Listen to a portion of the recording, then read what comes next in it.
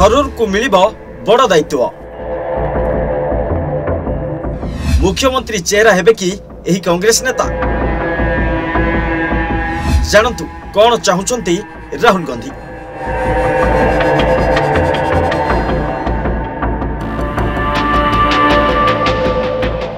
Congress MP Shashi Tharoor आजिकाली एपरि एक नाम जहा बाम दल ठारू आरंभ करी भाजपा पर्यंत चर्चा रही।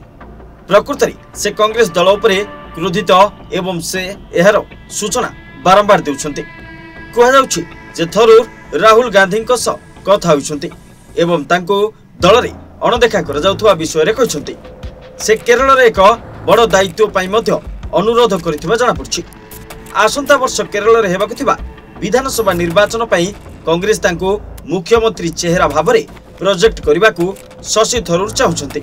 केरल रे कांग्रेस कोनोसी नेता को मुख्यमंत्री चेहरा भाबरे प्रोजेक्ट करनाही। केरल कांग्रेस नेता के मुरलीधरन कहिसंती जे कांग्रेस काहाकू मुख्यमंत्री चेहरा भाबरे उपस्थापित करिबो नाही। से कहिसंती निर्वाचन पर हाईकमांड नूतन विधायक मानक सम्मति रे राज्यर मुख्यमंत्री स्थिर करिवे। जदि के सुधाकरण कांग्रेस दलर नेतृत्व नेउछंती तेणु से मुख्यमंत्री हेबे बोली घोषणा कर जाय नाही, किंतु परे घोषणा कर जाय पारे। यह समस्तक पई प्रযোज्य। सेथिपई आमे काहाकू मुख्यमंत्री चेहरा भाबरे प्रोजेक्ट करिनाहु। निर्वाचन पर ही किए मुख्यमंत्री हेबो ताहा स्थिर हेबो। Report deadline Odisha.